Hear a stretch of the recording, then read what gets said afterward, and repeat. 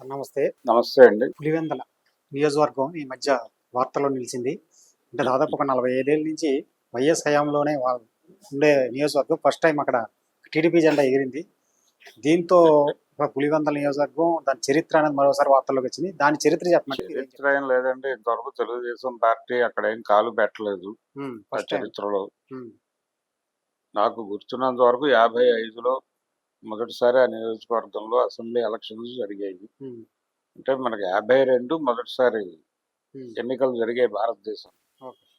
ఆ తర్వాత నియోజకవర్గాల కొత్తగా ఏర్పాట్లు జరగటం ఇలా 55 ఎన్నికలు అంటారు. హ్మ్. అప్పుడు ఏర్పడినటువంటి నియోజకవర్గం అది. అప్పుడు కాంగ్రెస్ పార్టీయే గెలిచింది అక్కడ. హ్మ్. కాంగ్రెస్ పార్టీ గెలుపు ఆకాంక్షిస్తూనే ఈ నియోజకవర్గాల ఏర్పాట్లు ఇవన్నీ అంటే జవహర్లాల్ నెహ్రూ గారి నాయకత్వంలో జరిగినటువంటి ఎన్నికలు అవి. హ్మ్. అందులో అక్కడ ఎమ్మెల్యే బసిరెడ్డి అనే అతను గెలిచాడు ఆ టైంలో. హ్మ్. ఆయన తర్వాత ఒకసారి గెలిచాడు. మధ్యలో ఇంకొక వ్యక్తి గెలిచాడు. ఆ తర్వాత నుంచి దాదాపు వీళ్ళ చేతుల్లోకి వచ్చేసింది. హ్మ్. వైఎస్ అంటే 78 ఎన్నికలు. హ్మ్. 78 ఎన్నికలు కొంచెం చారిత్రాత్మకమైనటువంటి ఎన్నికలు. అంటే అప్పటి వరకు కమ్యూనిస్టులు పోటీ ఇచ్చినటువంటి సందర్భం ఉంది తప్ప, హ్మ్. బయట నుంచి ఇంకొక బలమైన పార్టీ ఏది లేదు కాంగ్రెస్ తప్ప. హ్మ్. అందుకని ప్రజలు అనివార్యంగా కాంగ్రెస్ పార్టీనే ఎన్నుకుంటూ వచ్చారు. హ్మ్. అయితే 78 ఎన్నికల్లో కాంగ్రెస్ పార్టీ రెండుగా చీలి పోటీ చేశారు. హ్మ్. అంటే ఆవుదూడ కాంగ్రెస్, రెడ్డి కాంగ్రెస్, ఇందిరా కాంగ్రెస్. హ్మ్. ఈ ఇందిరా కాంగ్రెస్, రెడ్డి కాంగ్రెస్లో ఈయన ఇందిరా కాంగ్రెస్ అభ్యర్థిగా అనుకున్నాడు కానీ హ్మ్. ఎందువలనో ఆవుదూడ కాంగ్రెస్, రెడ్డి కాంగ్రెస్ నుంచి కంటెస్ట్ చేశాడు. హ్మ్. ఆవుదూడ గుర్తు మీద ఇద్దరే గెలిచారు. అప్పుడు ఆ హ్మ్. ఎన్నికల్లో గెలిచింది ఆవుదూడ గుర్తుతో ఇద్దరే గెలిచారు 78 హ్మ్. ఎన్నికల్లో. ఆ ఇద్దరిలో వయసు ఒకడు. హ్మ్. ఇంకొక ఆవిడ కమలమ్మ గారే ఏదో అదే జిల్లా నుంచి వచ్చింది ఆవిడ కూడా. ఓకే. అయితే వీళ్ళిద్దరిని కలిపి ఆవుదూడ అని పిలిచేవాళ్ళం. హ్మ్. అలా 78 ఎన్నికల్లో వైఎస్ రాజశేఖర రెడ్డి గెలిచిన క్షణం నుంచి హ్మ్. ఆ నియోజకవర్గం వీళ్ళ ఫ్యామిలీలోనే ఉంటూ వస్తోంది. హ్మ్. వైఎస్ వివేకానంద రెడ్డి గెలిచాడు అక్కడి నుంచే. వైఎస్ విజయలక్ష్మి గారు గెలిచారు ఒకసారి హ్మ్. వైఎస్ తర్వాత. హ్మ్. ఇలా వీళ్ళ కంట్రోల్లోనే నడుస్తూ వచ్చింది. అంటే మధ్యలో ఆయన ఎంపీగా వెళ్ళాడు. హ్మ్. ఎవరు? వైఎస్ రాజశేఖర రెడ్డి వెళ్ళినప్పుడు అది ఇతనికి ఇచ్చారు, హ్మ్. వివేకానంద రెడ్డికి. హ్మ్. ఆ తర్వాత మళ్ళీ ఆయన ఇక్కడికి వచ్చినప్పుడు ఎంపీగా వివేకానంద రెడ్డి వెళ్ళాడు. కేవలం పులివెందుల అసెంబ్లీ నియోజకవర్గంతో పాటు కడప పార్లమెంటు నియోజకవర్గం కూడా. హ్మ్. ఇది కడప పార్లమెంట్ నియోజకవర్గంలో ఉండేటువంటి హ్మ్. ఒక అసెంబ్లీ సెగ్మెంట్. హ్మ్. కాబట్టి కడప నియోజకవర్గం, కడప అసెంబ్లీ నియోజకవర్గం మీద, పులివెందుల అసెంబ్లీ నియోజకవర్గం మీద వాళ్ళ కుటుంబం అప్పటి నుంచి అంటే 78 నుంచి వాళ్లే గెలుస్తూ వస్తున్నారు అక్కడ. హ్మ్. వాళ్ళ కంట్రోల్లోనే ఉంటూ వస్తోంది. ఈ ప్రయాణంలో భాగంగానే కడప నియోజకవర్గం, కడప అసెంబ్లీ, కడప హ్మ్. పార్లమెంటు సీటు మన ఫ్యామిలీలోనే ఉండాలి. హ్మ్. మన ఫ్యామిలీ అంటే మరీ క్లోజ్గా వీళ్ళ కుటుంబంలోనే హ్మ్. ఉండాలి అని అనుకుని అక్కడి నుంచి అవినాష్ రెడ్డికి వెళ్ళటం అనేది తనకి ఇష్టం లేనట్టుగా వివేకానంద రెడ్డి గారు ఒకసారి హ్మ్. మాట్లాడాడు. ఇది ప్రపంచానికి అందరికీ తెలుసు. హ్మ్. అక్కడి నుంచి విభేదాలు మొదలైనవి అనేది కూడా ఒక కథ ఉంది. హ్మ్. ఏం జరిగినా కానీ విత్ ఇన్ వైఎస్ ఫ్యామిలీయే జరిగింది అక్కడ. ఆ నియోజకవర్గం నుంచి ఆయన్ని గెలిపించడం. అంతకుముందు అక్కడ ఆయన హాస్పిటల్ నడిపాడు. హ్మ్. డాక్టర్గా ఆయన అక్కడ చదివాడు. ఎక్కడ మన కర్ణాటకలో చదివాడు ఆయన. హ్మ్. కర్ణాటకలో చదివి హ్మ్. వచ్చి అక్కడ హాస్పిటల్ పెట్టి రూపాయి డాక్టర్గా ఆయనకు ఒక పాపులారిటీ ఉంది. హ్మ్. ఫీజు రూపాయి. ఓకే. ఈ రూపాయి డాక్టర్గా వచ్చిన పాపులారిటీని పెట్టుబడిగా పెట్టి హ్మ్. ఆయన రాజకీయాల్లోకి వచ్చాడు. ఆ రాజకీయాల్లో అప్పుడు మోస్ట్ గ్లామర్ పార్టీగా ఉన్నటువంటి కాంగ్రెస్ హ్మ్. 78 ఎన్నికలకి ఇంకొక చరిత్ర ఏంటంటే 77లో ఇందిరాగాంధీ గారు ఓడిపోయారు కేంద్రంలో. ఓడిపోయిన తర్వాత కాంగ్రెస్ పార్టీ 77లో ఓడిపోయిన తర్వాత హ్మ్. పార్టీ స్ప్లిట్ అయిన తర్వాత జరిగినటువంటి మొదటి అసెంబ్లీ ఎన్నిక ఇది ఉమ్, 78 ఎన్నిక. అప్పుడు ఇక్కడ వెంగళరావు గారు సీఎంగా ఉన్నారు ఉమ్మడి రాష్ట్రానికి. ఉమ్, వెంగళరావు గారి సారథ్యంలో ఆవుదూడ కాంగ్రెస్ అభ్యర్థులు కంటెస్ట్ చేశారు. ఉమ్, వెంగళరావు గారు కూడా ఆవుదూడ కాంగ్రెస్ నుంచే కంటెస్ట్ చేశాడు. ఈ ప్రభుత్వం కూడా ఆవుదూడ ప్రభుత్వంగానే వ్యవహరించింది. 77లో వచ్చినటువంటి దివి తుఫాన్లో ఇందిరాగాంధీ గారు ఆ బాధితుల్ని పరామర్శించడానికి వచ్చినప్పుడు విజయవాడలో ఆవిడకి గెస్ట్ హౌస్ కూడా దొరకకుండా ఉమ్, చేశాడు వెంగళరావు గారు. బా. అలా ఆవిడ పట్ల తీవ్రమైన వ్యతిరేకతతో వ్యవహరించడం జరిగింది. ఆవిడని పూర్తిగా అంటే నెహ్రూ ఫ్యామిలీ నుంచి పార్టీని బయటకు తీసుకొచ్చేసామనేటువంటి ఒక అభిప్రాయంతో ఉండేవాడు బ్రహ్మానంద రెడ్డి గారు. ఉమ్, ఆయనకు ఆ మద్దతు కూడా ఉండేది.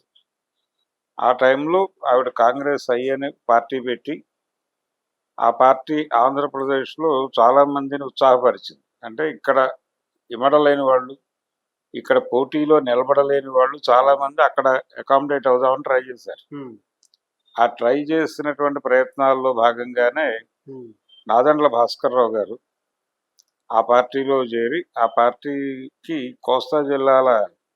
కోస్తా ప్రాంతాల్లో ఎవరెవరిని అభ్యర్థులుగా నిలబెట్టాలో నువ్వే డిసైడ్ చేయమని ఇందిరాగాంధీ గారు చెప్పెళ్ళారు. ఉమ్, ఈ దివి తుపాను పర్యటన అయిపోయాక ఓకే. బీఫారాలు భాస్కర్ రావు చేతిలో పెట్టి మరి ఉమ్, దాంతో ఆయన తానే ముఖ్యమంత్రి అవుతున్నాననేటువంటి ఒక భ్రమకి గురయ్యాడు ఒకవేళ అది గెలిస్తే. ఉమ్, కానీ విచిత్రంగా గెలిచింది. గెలిచిన తర్వాత చెన్నారెడ్డి గారిని ముఖ్యమంత్రిని చేసింది ఆవిడ. దాంతో కొంత అసహనానికి గురై ఉమ్, ఆ తర్వాత ఆ పార్టీకి దూరంగా జరగడం మొదలుపెట్టి మళ్ళీ అక్కడే తేలాడు ఆయన. ఉమ్, అది భాస్కర్ రావు గారి గొడవ అయితే ఆ ఎన్నిక కీలకం. చరిత్రలో ఒక ప్రత్యేకమైనటువంటి ఎన్నికగా దానికి ఒక గుర్తింపు ఉంది. 78 ఎన్నికలు. ఉమ్, ఈ కాంగ్రెస్ ఐ నుంచి దాదాపుగా కొత్త వాళ్ళనే తీసుకున్నారు వాళ్ళు. అంటే చాలా మంది ఇక్కడ ఉన్నారు. ఉమ్, దాంతో వాళ్ళు కొత్త కుర్రాళ్ళని ఎంకరేజ్ చేశారు. పైగా సంజయ్ గాంధీ గారి ప్రోగ్రామ్ అది. ఉమ్, 30 ఏళ్ల లోపలని తీసుకుందాం ఎమ్మెల్యేలుగా. ఆ అకౌంట్లో చంద్రబాబు నాయుడు సీటు సంపాదించుకున్నాడు అక్కడ ఉమ్, కాంగ్రెస్ ఐ నుంచి. ఓకే. ఈయనేమో ఆవుదూడ నుంచి కంటెస్ట్ చేశాడు ఇక్కడ. ఉమ్, ఈయన గెలిచాడు.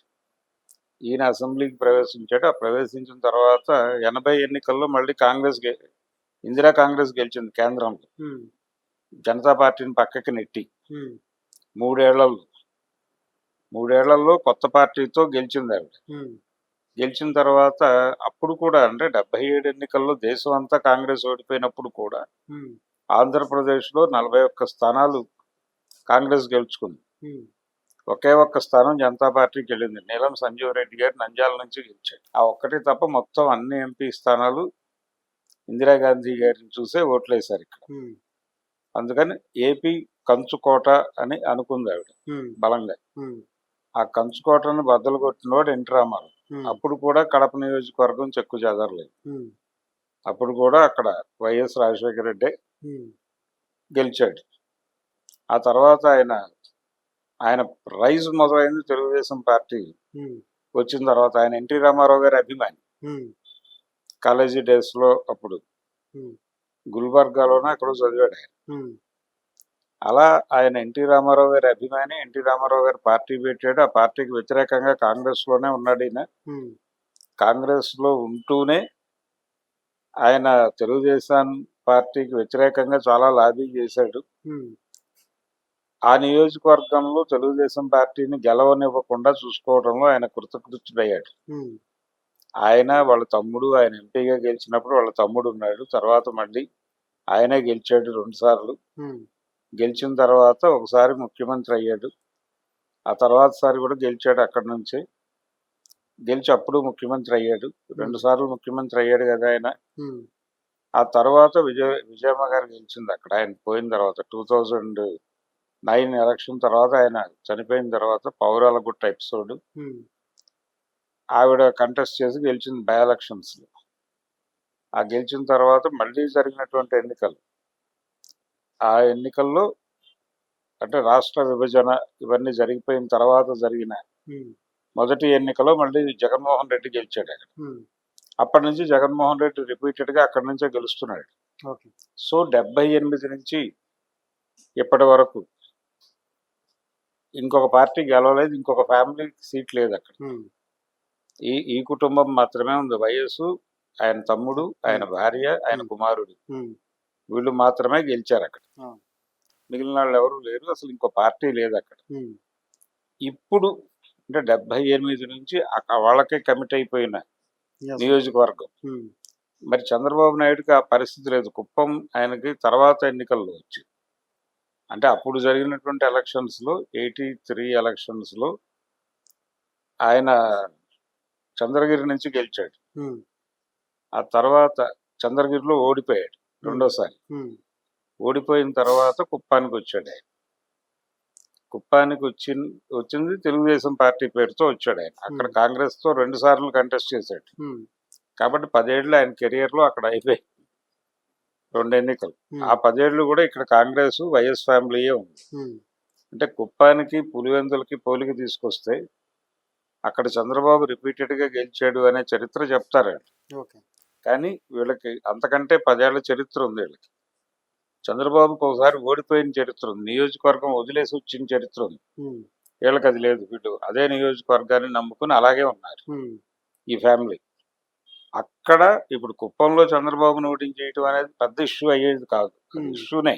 ఉమ్, కానీ ఇక్కడ వైఎస్ ఫ్యామిలీ లేకుండా చేయటం ఉమ్, అనేది కంపారిటివ్గా పెద్ద విషయం అవుతుంది. ఉమ్, అందుకని ఈ ఈ ఇప్పుడు గెలిచినటువంటి ఈ 2 జెడ్పీటీసీలు ఉమ్, వీళ్ళకి విపరీతంగా ఉత్ప్రేరకాలుగా పనిచేస్తున్నాయి ఉమ్, టీడీపీ శ్రేణులు. ఉమ్, మనం పులివెందుల్లో తెలుగుదేశం పార్టీ జెండా ఎగరేస్తున్నాం. ఉమ్, కడప పార్లమెంటు నియోజకవర్గం దాకా ఈ గెలుపుని విస్తరింపజేయాలి ఉమ్, అంటే ఈ జెడ్పీటీసీ గెలుపుని అసెంబ్లీ సెగ్మెంట్కి ఎక్స్పాండ్ చేసి అక్కడి నుంచి కడప. పార్లమెంటు ఉమ్, స్థానానికి ఎక్స్పాండ్ చేసి ఆ పరిధిలో ఉన్న అన్ని నియోజకవర్గాలు గెలవాలి. ఉమ్, ఇంత రూట్ మ్యాప్ పెట్టుకుని మాట్లాడుతున్నారు. ఉమ్, ఇవన్నీ అయ్యే పనులని నేనైతే అనుకోవడం లేదు. కానీ ఉమ్, ఇది ఒక ఆవేశం, ఆ నియోజకవర్గం మీద కన్నేసి ఉంచటం, ఉమ్, ఇంత సుదీర్ఘంగా ఒక ఫ్యామిలీతో నడిచింది. అంటే ఆయన ఆవుదూడ గుర్తుతో గెలిచాడు. ఉమ్, ఆ తర్వాత ఆవుదూడ కాంగ్రెస్ తన్ని తాను రద్దు చేసుకుని కాంగ్రెస్ హైలో కలిసింది. ఉమ్, ఆ తర్వాత జరిగిన ఎన్నికల్లో ఆయన మళ్ళీ 83 ఎలక్షన్లో ఆయన మళ్ళీ హస్తం కాంగ్రెస్ నుంచే పోటీ చేశాడు. ఉమ్, అంటే రెండో గుర్తు వచ్చింది అక్కడ. ఉమ్, గుర్తు మారింది కానీ ఫ్యామిలీ మారలేదు. ఉమ్, ఆ తర్వాత హస్తం గుర్తుతోనే నడిచింది కథ. ఆ తర్వాత ఫ్యాన్ వచ్చింది. ఏది 14 ఎన్నికల నుంచి ఫ్యాన్ తిరుగుతోంది అక్కడ. ఉమ్, కాబట్టి ఈ 3 గుర్తుల మీద జరిగింది. 3 గుర్తులు 3గా మారాయి కానీ ఉమ్, కుటుంబం అదే ఉంది. ఇప్పుడు అక్కడ నుంచి ఫ్యాన్ ఆపేసి ఉమ్, ఆ కుటుంబాన్ని తీసేయాలనే ప్రోగ్రాంలో వీళ్ళు ఉన్నారు. మిషన్ పులిచెంతల ఉమ్, పులివెందుల ఉమ్, మిషన్ పులివెందుల అనే ప్రోగ్రాంలో టీడీపీ ఉంది. ఉమ్, ఈ పులివెందుల అనే పేరు ఎందుకు వచ్చింది ఆ ఊరికి అంటే ఉమ్, అక్కడ పులులు మందలుగా ఉండేవని పులి మందల అనేవారట మొదట. అబ్బా, ఉమ్, ఆ పులి మందల కాస్త పులివెందులుగా మారింది తర్వాత. ఓకే, అది దాని కథ అని. ఆ ఊరు అది నిజానికి గ్రామం. ఉమ్, తర్వాత రోజుల్లో అది ఇప్పుడు మున్సిపాలిటీ కింద మారింది.